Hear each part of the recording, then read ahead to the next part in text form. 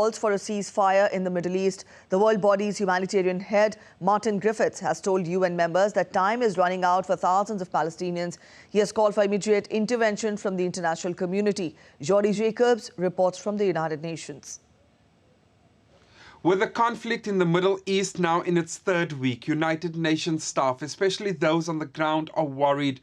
More than 70 of its staff have been killed, and it says providing humanitarian aid is extremely challenging due to the lack of fuel, the ongoing bombardments, and the destruction of its infrastructure.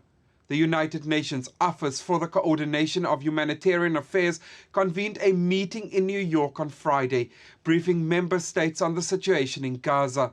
Martin Griffiths, the UN's humanitarian chief, says close to 9,000 Palestinians have been killed and says it's unclear the exact numbers, as more could be unaccounted for under the rubble.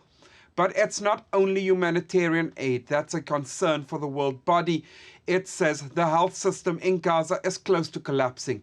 The United Nations resident coordinator for the occupied Palestinian territories, Lynn Hastings, says the health system is overwhelmed with an influx of injuries combined with severe shortages of supplies, personnel, electricity and water.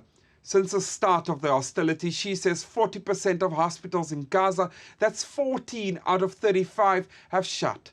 Meanwhile, the UN says UNRWA is also running out of money.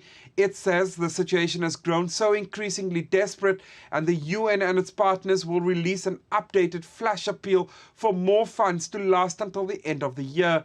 Now, the UN has been unable in recent weeks to take any decisive, legally binding decisions on the conflict, as the Security Council remains paralyzed by veto votes and the inability to agree on appropriate language on a Security Council resolution. The UN General Assembly has, however, passed a resolution calling for an immediate ceasefire, but this is not legally binding. Jody Jacobs in New York, reporting for DD India.